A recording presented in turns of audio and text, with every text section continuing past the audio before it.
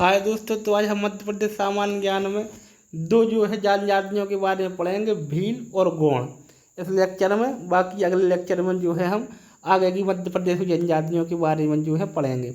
तो भील जनजाति का प्रमुख व्यवसाय कृषि है। इसके द्वारा की जाने वाली कृषि को दजिया तथा चेमाता कहा जाता है। क्या क्या कहा जाता है? इसका प्रमुख व्यवसाय जो है कृषि है, दजिया और चेमाता कहा जाता है। ये अपन को जो है याद रखना है। भीलों का होली के पूर्व आयोजित होने वाला प्रणय पर्व भगोरिया के अवसर पर लगने वाला भगोरिया मेला विश्व विख्यात है। क्या है? होली के पूर्व आयोजित होने वाला प्रणव पर्व है जो भीलों का है, ये ठीक है, भगोरिया के अवसर पर होता है। और भगोरिया मेला विश्व प्रसिद्ध है, ये भीलों से संबंधित होता है, याद रखना। भगोरिया हाट झाबुआ अलीराजपुर के क्षेत्र में केवल मौज मस्ती खरीद फरोख्त का केंद्र ही नहीं है, बल्कि व्यक्तियों के लिए विवाह मंडप का कार्य भी करता है। यहाँ पर खरीद फरोख्त होती है, मौज मस्ती होती है भगोरिया हाट में, ठीक है। ये झाबुआ अलीराजपुर के क्षेत्र में होता है और यहाँ पर जो है यह विवाह मंडप भी कार्य होता है, ठीक है। अब इसमें होता क्या है ये भी अपन जो है थोड़ा सा देख लें। अविवाहित भील अपने जीवन संगनी की तलाश में हाट बाजार में घूमते रहते हैं। ये मेले में घूम रहे हैं, एक लड़का है, उसको शादी करनी है, भील है, भीलनी से। तो घूमते घूमते अगर उसको कोई लड़की जो है पसंद आ जाती है तो वह उसके माथे पे गुलाल लगा देता है। अगर उसके बदले में लड़की भी प्रतिक्रिया के रूप में उस लड़के को गुलाल लगा देती है तो यह माना जाएगा कि वह लड़की भी लड़के को पसंद करती है, उसकी शादी हो जाती है। और अगर उसने गुलाल को मतलब साफ कर दिया, नहीं लगाई बदले में, तो ये लगाया जाएगा कि उसने विवाह के प्रस्ताव को स्वीकार नहीं किया है, ठीक है। भीलों में होली के अवसर पर गोल गधेड़ों और परीक्षा विवाह का भी एक प्रकार होता है। इसमें क्या होता है गोल गधेड़े में कि ये सारी जो युवतियां होती हैं एक गांव की, वो एक अवसर पर इकट्ठी होती हैं और एक मतलब गुड़ तेल वगैरह एक खम्भे पर बांध दिया जाता है दोस्तों।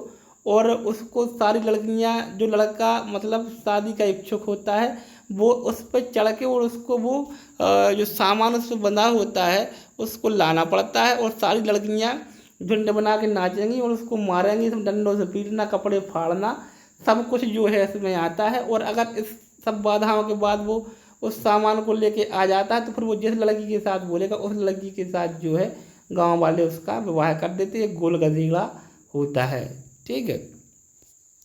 इसके बाद आता है पिथौरा, भीलों का विश्व प्रसिद्ध भित्ति चित्र है और श्री प्रेमा फल या उनके सर्वश्रेष्ठ कलाकार हैं, ठीक है। श्री प्रेमा ये क्या है? उनके सर्वश्रेष्ठ कलाकार हैं। पिथौरा भीलों का विश्व प्रसिद्ध भित्ति चित्र है, ठीक है। ये क्या है? चित्र है विश्व प्रसिद्ध पिथौरा भीलों का, ठीक है। भीलों के मकान को कू कहते हैं। भीलों का निवास स्थल फाल्या कहलाता है। भीलों के मकान को क्या कहते हैं? कू कहते हैं, ये याद रखना दोस्तों, बहुत ही इम्पोर्टेंट है। भीलों का निवास स्थल क्या कहलाता है? फाल्या कहलाता है, फाल्या, ठीक है।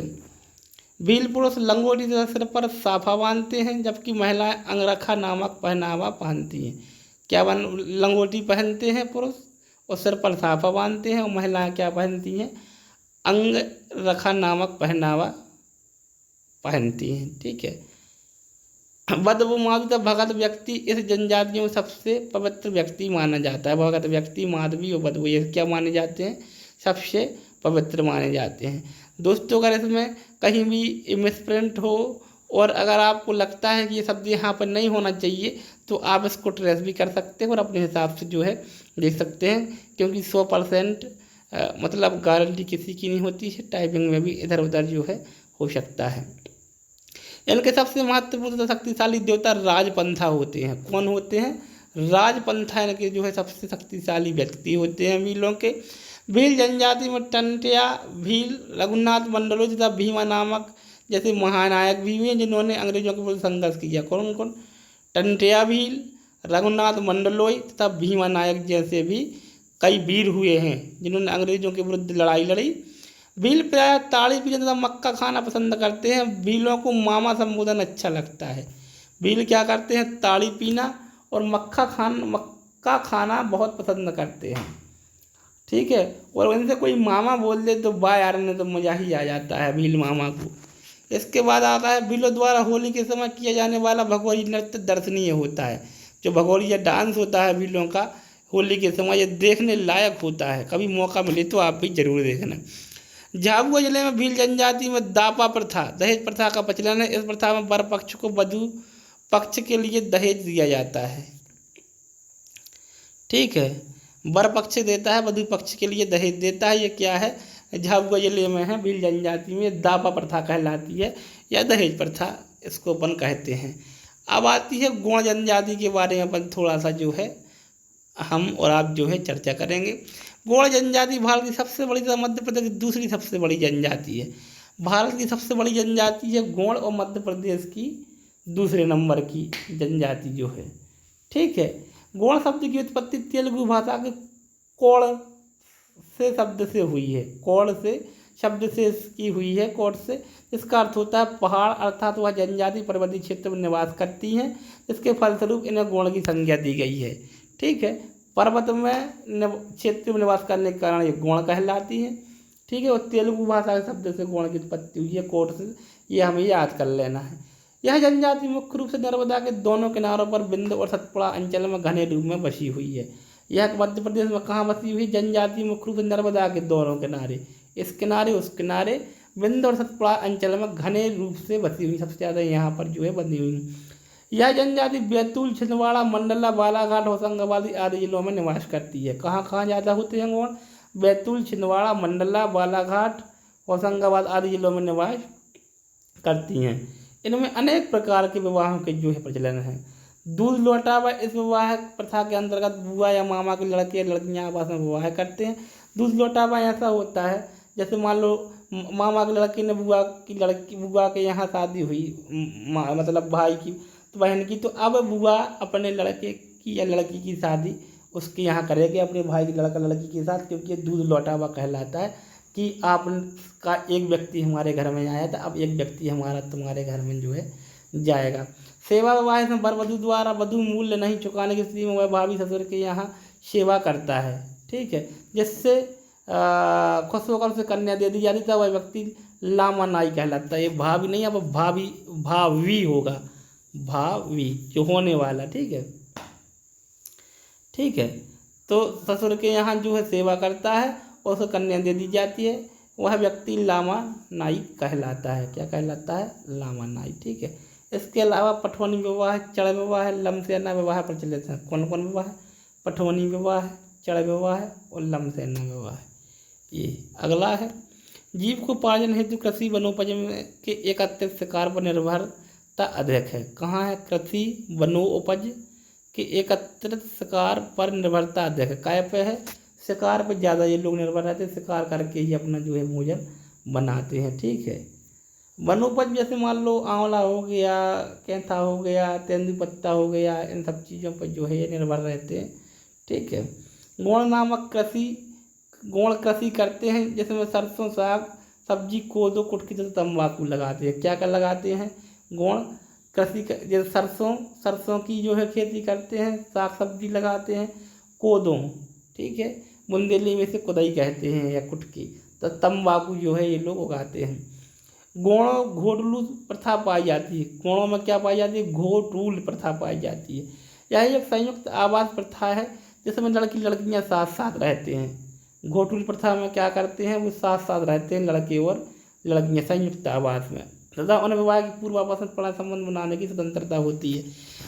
मतलब ये लोग जो है आपस में संभोग पहले ही कर सकते हैं, विवाह के पहले।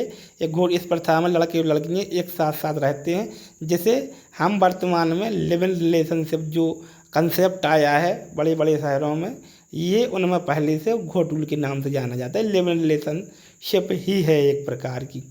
गोंड जनजाति व्यवसाय के आधार पर कई उपजातियों में विभाजित है। कई उपजातियाँ हैं।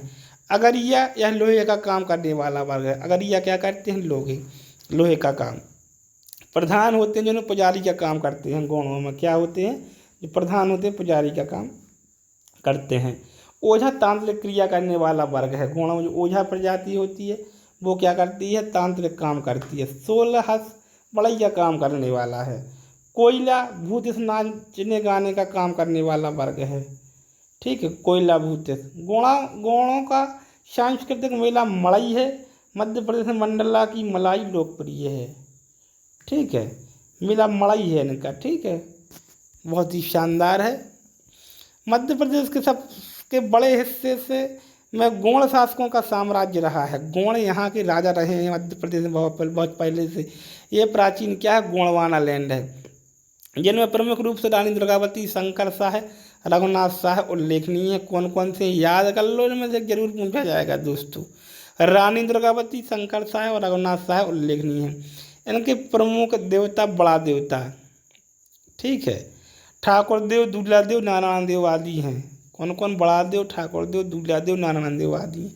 गौड़ जनजाति प्रकृति पूजक भी होते हैं, प्रकृति की पूजा करते हैं। पेड़ों, आसमान, वायु, धरती की पूजा करते हैं। वे नांग के साथ साथ पीपल के वृक्ष की भी पूजा करते हैं। ठीक है, नांग की पूजा करते साथ साथ पीपल के वृक्ष की भी बहुत पूजा करते हैं। उनके प्रमुख त्यौहार मेघनाथ, बिंदगी, बकपंथी, नवाखानी, जवारा, मड़ई और छेरता हैं। कौन कौन से हैं, मेघनाथ, बिंदगी, पकपंथी, नवाखानी, जवारा, मड़ई और छेरता हैं। इनके प्रमुख नृत्य कौन से हैं, कर्मा, सैला, सुआ, दीवानी, ब्रहा, सजनी, करवा, रीना, गोचो आदि हैं। इनके प्रमुख नृत्य कौन से हैं, कर्मा, सैला, सुआ, दीवानी, ब्रहा, सजनी, करवा, रीना, गोचो आदि हैं। गौड़ जनजाति द्वारा अंतिम संस्कार खवल पाठा मृत्यु गान गाया जाता है। अंतिम संस्कार में क्या गाया जाता है, खवल पाठा के नाम से जो है मृत्यु गान है गाया। तो दोस्तों बहुत ही अंदर से AMP GK की क्लास चल रही है, इससे बाहर क्वेश्चन जो हैं दोस्तों नहीं जाएंगे इस टॉपिक से संबंधित। तो बहुत ही आराम से आप इसको पढ़ते जाइए और चैनल को दोस्तों सब्सक्राइब जरूर कर लें अगर अभी तक नहीं किया है तो। निवास के आधार पर गौड़ उपजातियाँ, राजगौड़ जो होते हैं वो भूमि स्वामी होते हैं। धुरगौड़ होते हैं ये साधारण वर्ग के लोग होते हैं। मुरिया एवं मारिया अत्यंत पिछड़ी जनजातियाँ होती हैं। इनमें गौड़ों का मूल द्रविड़ है। इनकी प्रमुख भाषा भी द्रविड़ भाषा परिवार में शामिल गौड़ीवाद में आती है। ठीक है, तो द्रविड़ भाषा परिवार में आती है। गौड़ों की भाषा कौन सी आती है, ठीक है, द्रविड़ भाषा का जो है मूल है। इस तरीके से हमने ये दोस्तों वीडियो कंप्लीट किया। धन्यवाद।